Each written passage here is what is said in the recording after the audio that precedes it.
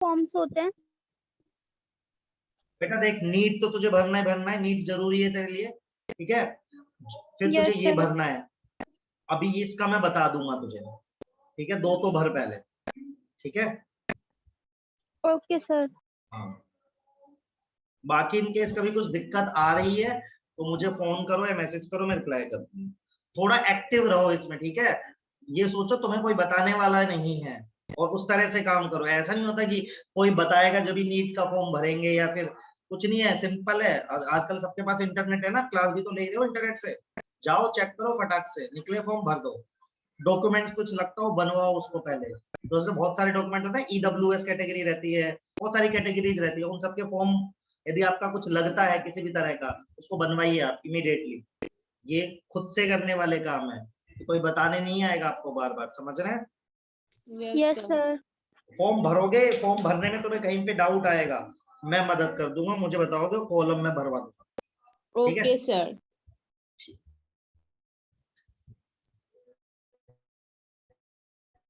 चलो आगे बढ़ सकते हैं भाई। Yes sir. आज सब सीयूईटी का पढ़ लेना। जो सीयूईटी एग्जाम लिखा था मैंने, उसका नोटिफिकेशन आया आज, 4 पेज का है, ठीक है। चारों पेज पढ़ना आज बैठ के, उसको देखना क्या आ रहा है, कैसे आ रहा है, क्या मैं भर सकता हूँ, क्या क्या मुझे भरना है, क्लियर है ना। फिर मुझसे डाउट पूछ लेना अगली क्लास में। Okay sir. चलो अब आते हैं ऑक्सीडेशन नंबर पे। ऑक्सीडेशन नंबर डी ब्लॉक की बात करें तो बहुत ही सुंदर बात है, इनके ना ऑक्सीडेशन नंबर बहुत ज्यादा शो करते हैं। They show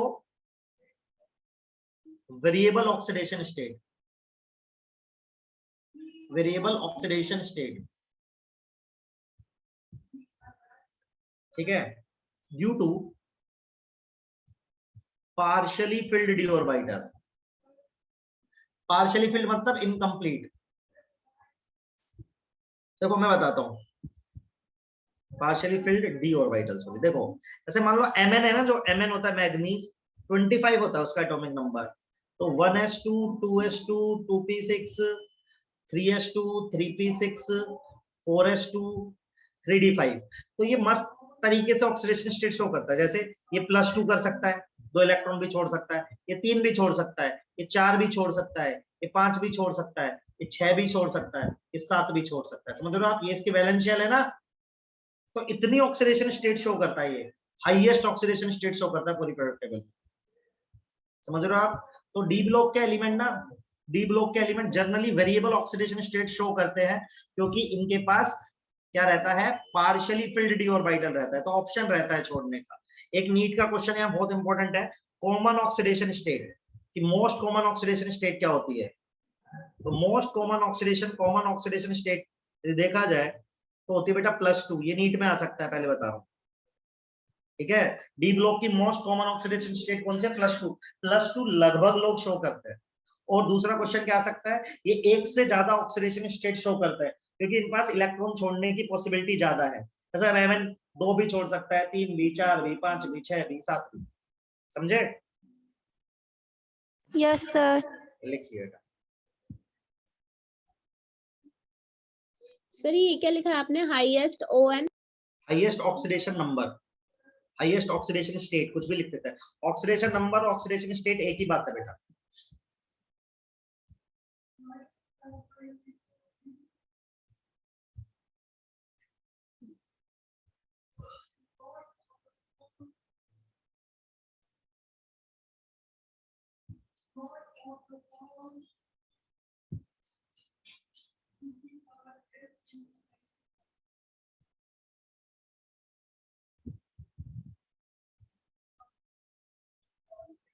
done sir.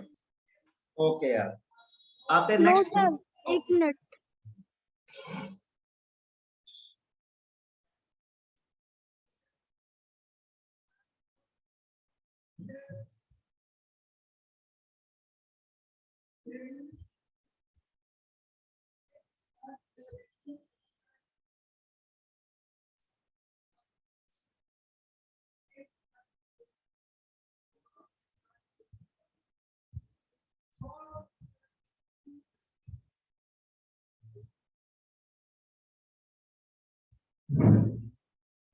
बढ़ जाए आगे। Yes sir. अच्छा अब देखो, एक ना पहले आपको एक चीज समझनी पड़ेगी, मैं फिजिकल प्रॉपर्टी पढ़नी है, लेकिन आपको एक चीज समझनी पड़ेगी, मेटेलिक बॉन्डिंग। मेटेलिक बॉन्डिंग क्या होती है? देखो जो मेटल्स में होती है, तो दो जगह मेटेलिक बॉन्डिंग होते हैं, बताऊं। एक तो होती है एस ब्लॉक में, सब पता है ना, एस ब्लॉक में मेटल्स है, और एक होती है डी ब्लॉक में। तो एस ब्लॉक में मेटेलिक बॉन्डिंग किस बात पर डिपेंड करती है बताता हूं, number of valence electron. Number of valence electron पर मेटल बॉन्डिंग डिपेंड करते हैं। जैसे दो लोग होते हैं, आपने सुना होगा, एक होती है एल्कली मेटल, याद है क्या किसी को, और एक होता है alkaline earth metal, Yes, sir. है ना। तो एल्कलाइन अर्थ मेटल जो होता है ना, इसमें क्या होता है, NS1 होता है, मतलब S के अंदर एक इलेक्ट्रॉन होता है, इसमें होता है NS2। तो एल्कलाइन अर्थ मेटल के पास दो वैलेंस इलेक्ट्रॉन होता है, एल्कली मेटल के पास एक, इसलिए एल्कलाइन अर्थ मेटल में स्ट्रॉन्ग मेटालिक बॉन्डिंग होती है, ठीक है। डी ब्लॉक में मेटालिक बॉन्डिंग किस पर डिपेंड करते हैं बताओ, number of unpaired electron. Unpaired electron का मतलब समझते हैं, जैसे किसी के पास D1 है, D1 का मतलब कितना है, एक अनपेयर्ड इलेक्ट्रॉन होगा बेटा। D2 होगा तो कितना होगा बताओ, 2। D3 होगा तो कितना होगा, 3। 3. D4 कितना होगा तो कितना होगा, 4। D5 4 के बाद कितना होगा, 5। अच्छा D6 होगा तो कितना अनपेयर्ड इलेक्ट्रॉन होगा बोलो। D6 का मतलब क्या, ऐसे बनाओगे ना भाई, देखो 1 2 3 4 5, फिर पेयरिंग स्टार्ट हो जाएगी। तो D4 में अनपेयर्ड इलेक्ट्रॉन कितने होंगे, 4। D7 में 4. कितने होंगे, 3। D8 में कितने होंगे बेटा, 2। D9 में 2 कितने होंगे बेटा, 1। D10 में 1 कितने होंगे, 0। समझ रहा। तो जो मेटालिक बॉन्डिंग है वो इस बात पर डिपेंड करती है कि नंबर ऑफ अनपेयर्ड इलेक्ट्रॉन कितने हैं। तो सबसे स्ट्रॉन्ग मेटालिक बॉन्डिंग कब होगी, देखो, समझ रहे हो नहीं समझ रहे हो, सही है, यस समझ सर। गए। तो ये लिखो एक बार, फिर मैं फिजिकल प्रॉपर्टी पढ़ाऊंगा डी ब्लॉक की, इससे रिलेशन है उनका।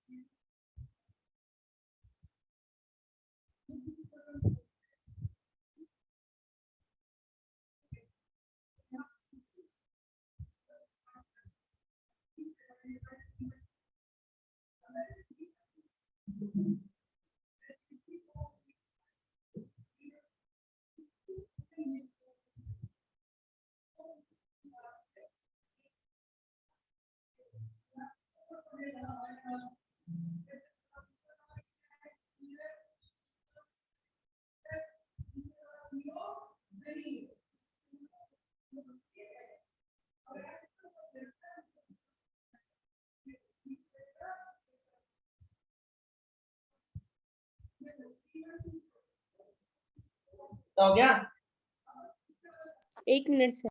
Okay okay.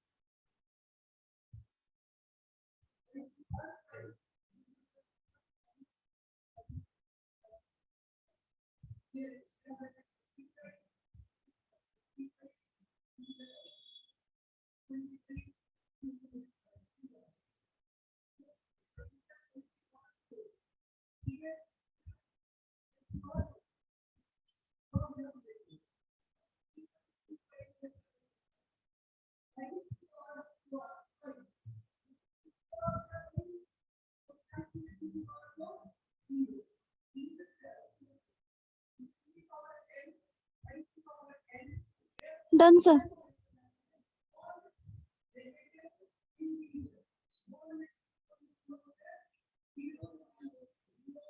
हो गया भाई सबका, आगे बढ़ सकते हैं, यस सर। Sir. चलिए। तो अब लिखते हैं फिजिकल प्रॉपर्टी इनकी।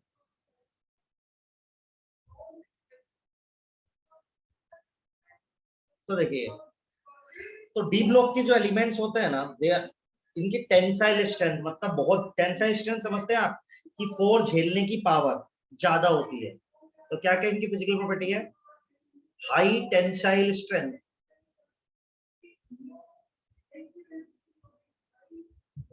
कोमा डक्टिलिटी, डक्टिलिटी का मतलब समझते हैं, आपने 10th क्लास में पढ़ा होगा, वायर में और Yes, शीट sir. में मेलेबिलिटी।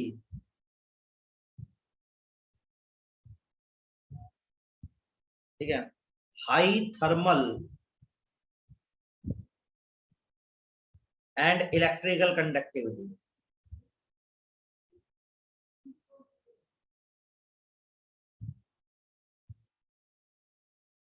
ठीक है, मेटेलिक लस्टर, चमक होती है इनमें। और इन सब का रीजन क्या होता है? यदि इन सब प्रॉपर्टी का कोई रीजन पूछे तो आप क्या बोलोगे? Metallic bonding. एक तो क्या बोलोगे आप? हाई मेटेलिक बॉन्डिंग, क्योंकि स्ट्रॉन्ग होती है ना मेटेलिक बॉन्डिंग बेटा। और मेटेलिक बॉन्डिंग या क्या बोल सकते हैं, या क्या रीजन हो सकता है? मेटेलिक बॉन्डिंग का रीजन क्या है? Number of unpaired electron. ये बात समझ में आ रही है सबको? Yes, sir. Number of unpaired electron.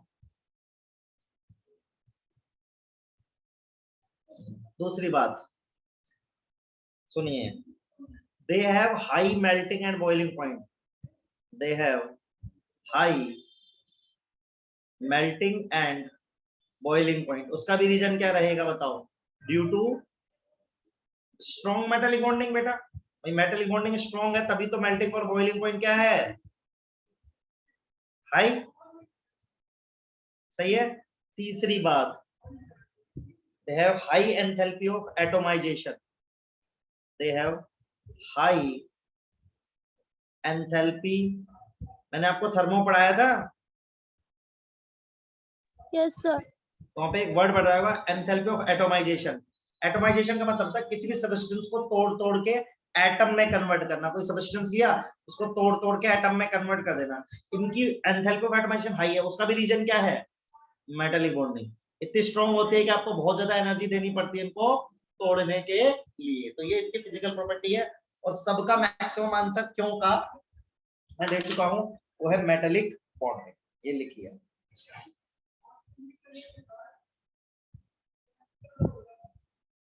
Sir high tensile strength मतलब क्या है? मतलब बेटा फोर्स लगाएगी ना तो टूटेंगे नहीं है।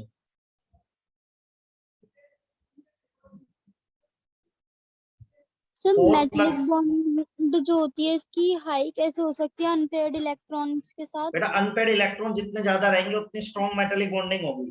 ठीक है, सही है।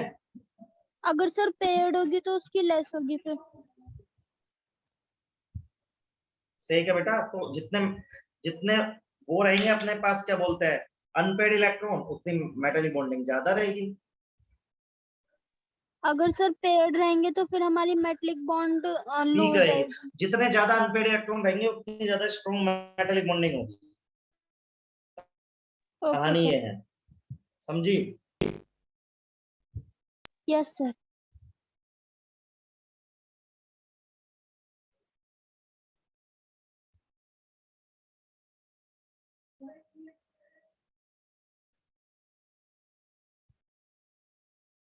सर मेटेलिक लस्टर माने?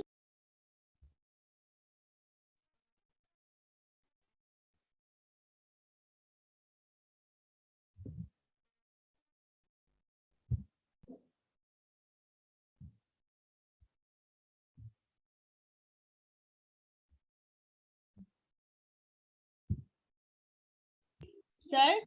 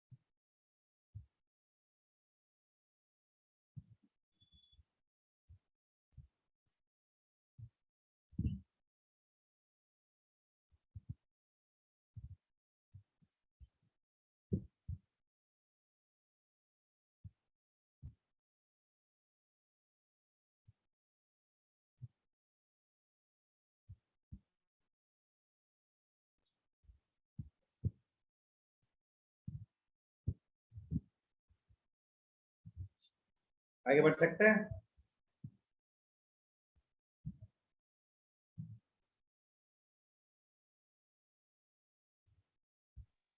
सर Yes, मैं sir. Sir sir metallic lustre माने क्या है? चमक होती है बेटा, मेटल्स में अलग सी चमक नहीं होती है, हर किसी में चमक होती है, लश्यर मतलब चमक, सही है, होती है ना सब मेटल्स में चमक। यस सर, हो गया। आगे बढ़ सकते हैं अभी? Yes, sir. हो गया। चलिए अब मैं आपको पढ़ाता हूँ इनका मैग्नेटिक नेचर, बहुत इंपॉर्टेंट है, यहाँ से नीट में कई बार सवाल आता है। मैग्नेटिक नेचर का मतलब क्या है कि या तो मैग्नेटिक फील्ड की तरफ अट्रैक्ट होता है या तो नहीं होता। तो दो तरह के होते हैं, एक होता है डायामैग्नेटिक, है ना, एक होता है पैरामैग्नेटिक। तो देखो डायामैग्नेटिक कब बोलोगे, जब यदि ऑल इलेक्ट्रॉन्स आर पेयर्ड, यदि सारे के सारे इलेक्ट्रॉन पेयर्ड है ना, तो सब्सटेंस डायामैग्नेटिक कहलाएगा। पैरा कब कहलाएगा, इफ इलेक्ट्रॉन्स आर अनपेयर्ड। तो यदि इलेक्ट्रॉन अनपेयर्ड है तो डाया कहलाएगा, नहीं तो पैरा। और एक चीज और निकालनी पड़ती है बेटा, जिसको बोलते हैं म्यू। म्यू होता है under root N into N plus 2 BM. Bohr magneton होता है यहाँ पे इसकी यूनिट, और एन होता है नंबर ऑफ अनपेयर्ड इलेक्ट्रॉन। जैसे मैं बता रहा हूं सुनो, जैसे कोई आपसे बोले कि Fe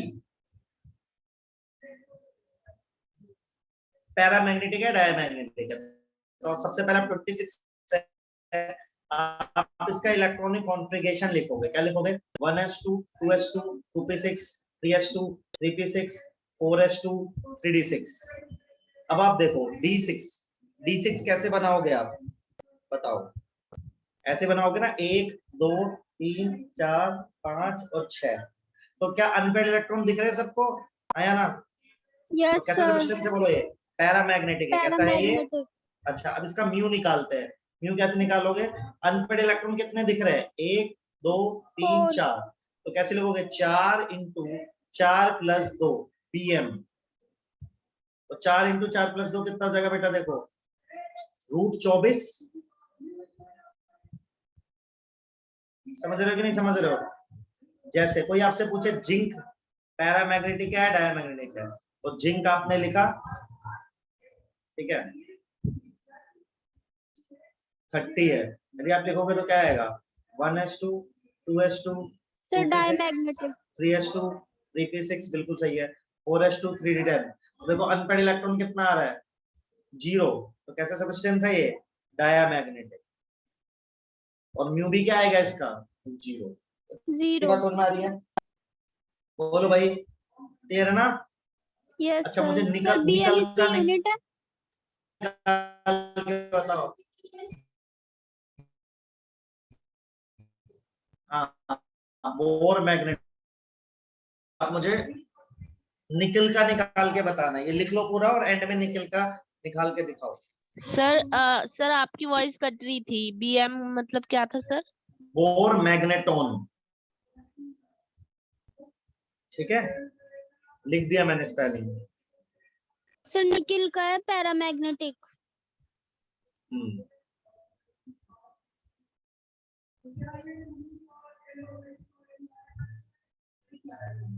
I am showing AC.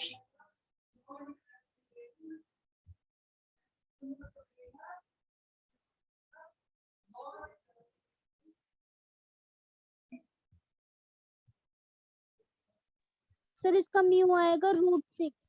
√6? Yes sir. नहीं नहीं, ज्यादा आएगा, देख फिर से।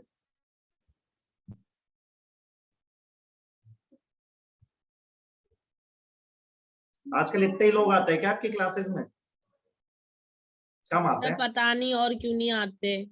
दूसरे बैच में जाते होंगे या तो टाइमिंग के लिए। एक और बैच भी तो चलता है आपका 9 बजे से। सर आप 9 बजे भी पढ़ाते हो क्या? नहीं मैं नहीं पढ़ाता है।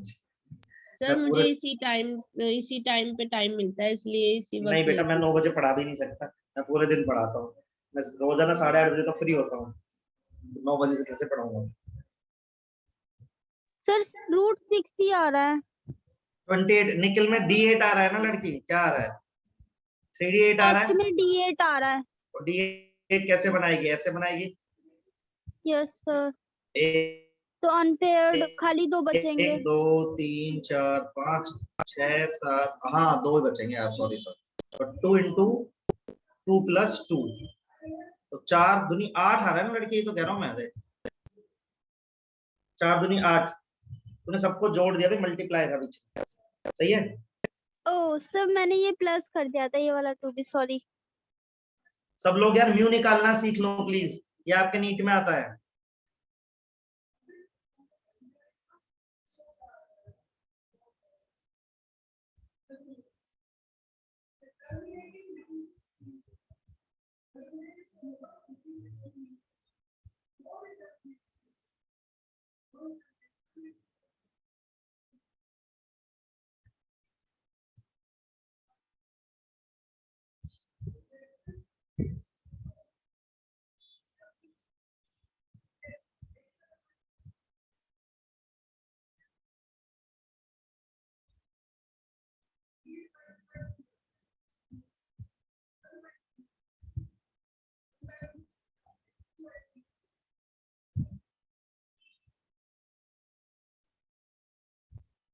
सर आपने बोर के बाद क्या लिखा है?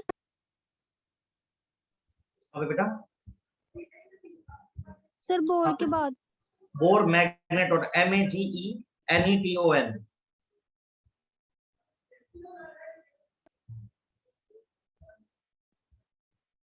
MEGE magneton.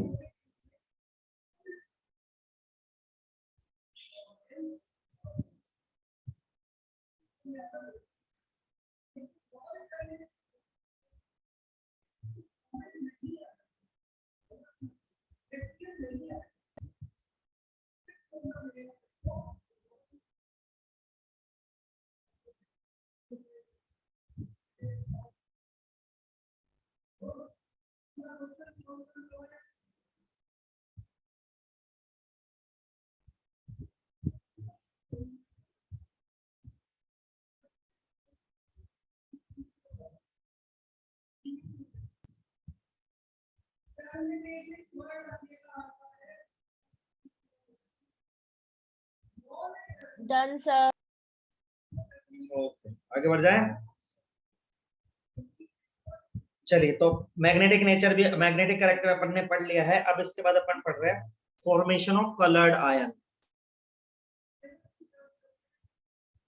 तो डी ब्लॉक के एलिमेंट ना कलरफुल आयन बनाते हैं। तो कलर का मतलब क्यों कैसे होता है बताता हूँ। जैसे ना एक डी ब्लॉक है, ये डी ऑर्बिटल, डी ऑर्बिटल, ये लो एनर्जी क्या है, एनर्जी की है, ये एनर्जी के एक्सेस है ना। तो देखो कोई इलेक्ट्रॉन मान लो यहाँ बैठा हुआ है, उसने कोई एनर्जी अब्सॉर्ब करी, वो ऊपर चला गया। अब वो जब ऊपर से बेटा नीचे आएगा ना, तो एनर्जी को क्या करेगा, वो इमिट करेगा, एनर्जी को बाहर छोड़ेगा। और एनर्जी हमेशा किसके बराबर होती है, hc बाय लेमडा इमिट। मतलब एनर्जी के, जब वो एनर्जी छोड़ेगा ना, तो लेमडा भी छोड़ेगा। एनर्जी छोड़ने का मतलब कोई ना कोई, देखो एनर्जी को रेडिएट कैसे करेंगे, एनर्जी को बाहर कैसे निकालेगा, वो एक रेडिएशन को इमिट करेगा। उस रेडिएशन की कोई अपनी एक लेमडा होगी, मान लो ब्लू कलर की है, तो ब्लू कलर दिखने लगेगा। तो इस पूरे प्रोसेस बोलते हैं डीडी ट्रांजिशन। बोलते हैं अपन इसको डीडी ट्रांजिशन। तो कलर्ड आयन क्यों बनाते हैं, दे फॉर्म कलर्ड आयन, उसका रीजन क्या है, ड्यू टू डी ट्रांजिशन। समझ रहे आप, ठीक है। और डी ट्रांजिशन कब होता है, देखो इफ इलेक्ट्रॉन इज अनपेयर्ड तभी डी ट्रांजिशन होता है। जैसे कोई पूछे आपसे क्या जिंक में कलर आएगा क्या, तो जिंक में मैंने आपको क्या बताया, D10 है ना, ऑल इलेक्ट्रॉन्स आर पेयर्ड, तो जिंक कैसा आएगा, कलर लेस आएगा। जिंक कैसा आएगा बेटा, कलर लेस। जैसे कोई लिखे Fe2 पॉजिटिव, इसमें आएगा D6। तो देखो इसमें कोई ना कोई, अपन को पता है D6 में क्या रहेगा, अनपेड इलेक्ट्रॉन रहेगा ना बेटा। यस तो सर। बोल सकते हैं हाँ, इट विल बी कलरफुल। कौन सा कलर आएगा मुझे याद नहीं रखना है, लेकिन मेरे को ये सवाल आ सकता है ये कलर क्यों आता है कि भाई डी ब्लॉक के एलिमेंट्स क्यों कलरफुल आयन बनाते हैं, तो उसका आंसर क्या दोगे कि इलेक्ट्रॉन जब हायर एनर्जी से लोअर एनर्जी में आता है ना, जब हायर से लोअर में आता है तो एनर्जी को इमिट करता है, और उस एनर्जी के इमिशन में लेमडा का इमिशन होता है, ठीक है, और लेमडा के इमिशन में हमें कलर दिखाई देता है, ठीक है। और ये कब होता है, जब इलेक्ट्रॉन कैसा होता है, अनपेयर्ड होता है, तो इलेक्ट्रॉन जब अनपेयर्ड रहेगा तभी डी ट्रांजिशन होगा। इतनी बात समझ में आती है क्या बेटा? इसको लिखेंगे। Yes sir.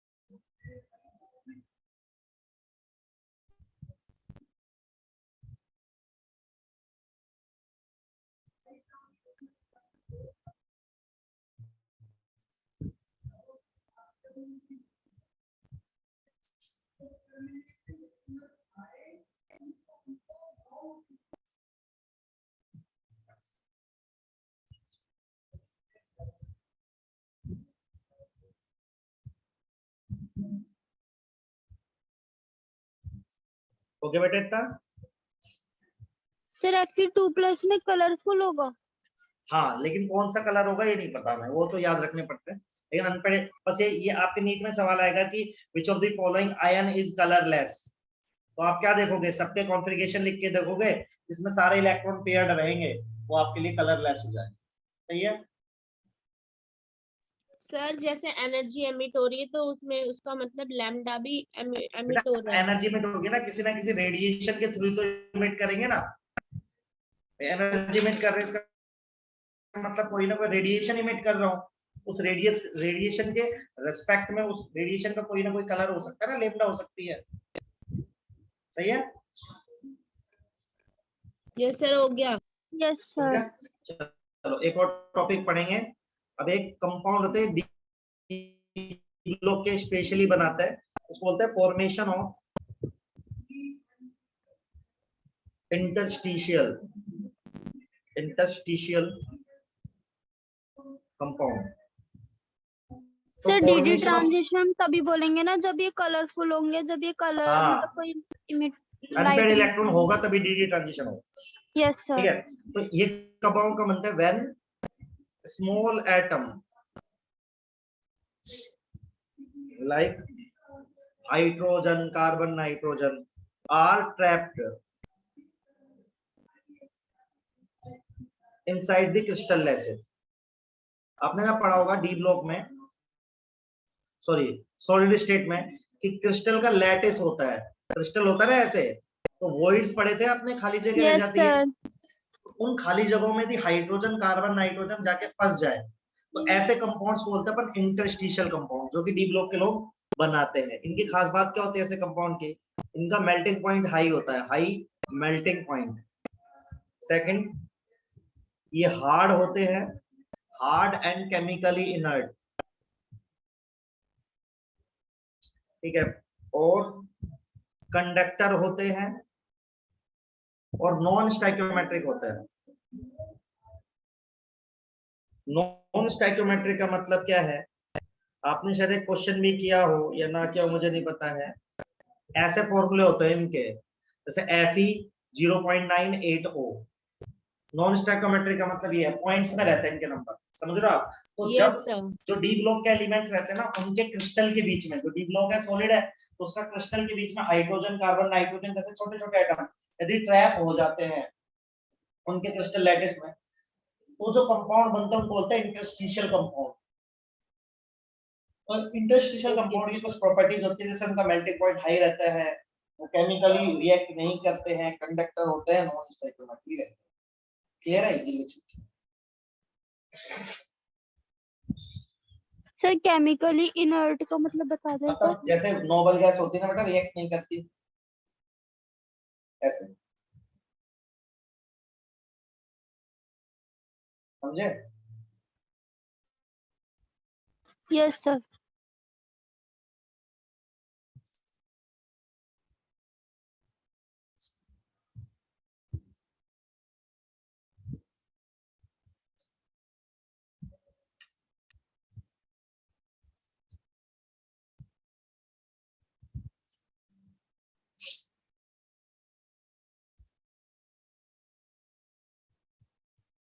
Sir small atom के बाद क्या है? स्मॉल हाइड्रोजन, जैसे H hydrogen, carbon, nitrogen, symbols लिखे।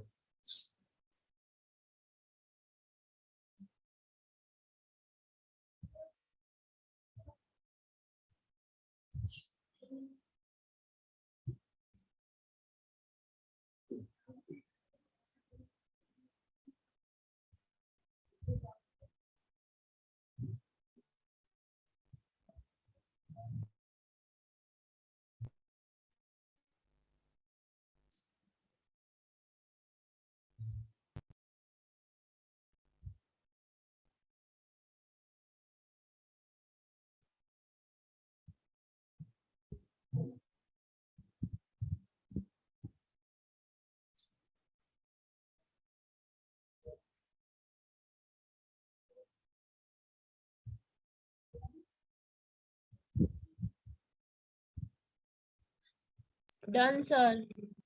चलिए अब फटाफट ऑक्साइड्स लिख लेते हैं इनके। तो डी ब्लॉक के ऑक्साइड में ना नेचर आपको याद करने हैं, जैसे कुछ कुछ कैसे Mn2O7 और CrO3, इनका नेचर होता है एसिडिक, ये याद करके चलना पड़ेगा बेटा। जैसे V2O5 और Cr2O3, ये होता है एम्फोटेरिक। एम्फोटेरिक का मतलब समझते हैं आप? नाइदर एसिडिक नॉर बेसिक, ठीक है। और एक होता है CrO, ये होता है बेसिक। बस इतना याद करके चलना है आपको, 4-5 ही, लेकिन इनके नेचर याद रखने चलेंगे, ये क्वेश्चन आ जाता है कभी कभी।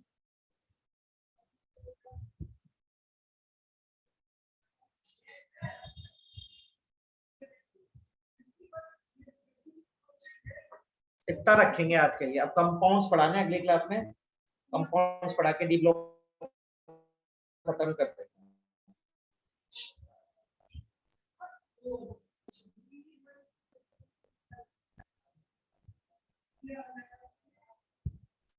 सर इसका नाम बताना एक बार, V2O5 का।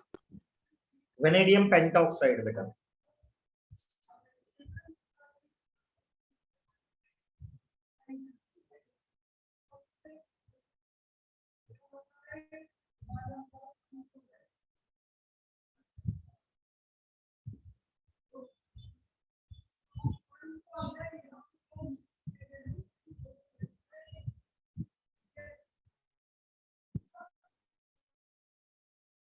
Done sir.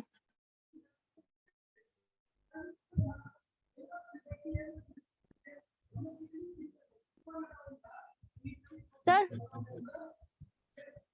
हाँ सर बताओ जो बेटा। अगर हम बायोटेक वगैरह में मतलब करना चाहें तो हाँ, उसके लिए कैसे करेंगे सर? वो CUCT देना ना बेटा, वो उस यूनिवर्सिटी में एडमिशन लेने के लिए देना है, समझ रहे हो आप? Yes sir.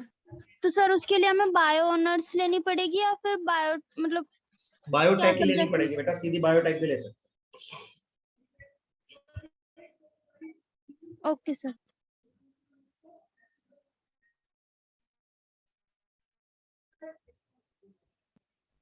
चलिए इतना डन करें। तो इतना रखेंगे अपन। इसके आगे का जो पोर्शन है वो अपन नेक्स्ट क्लास में खत्म कर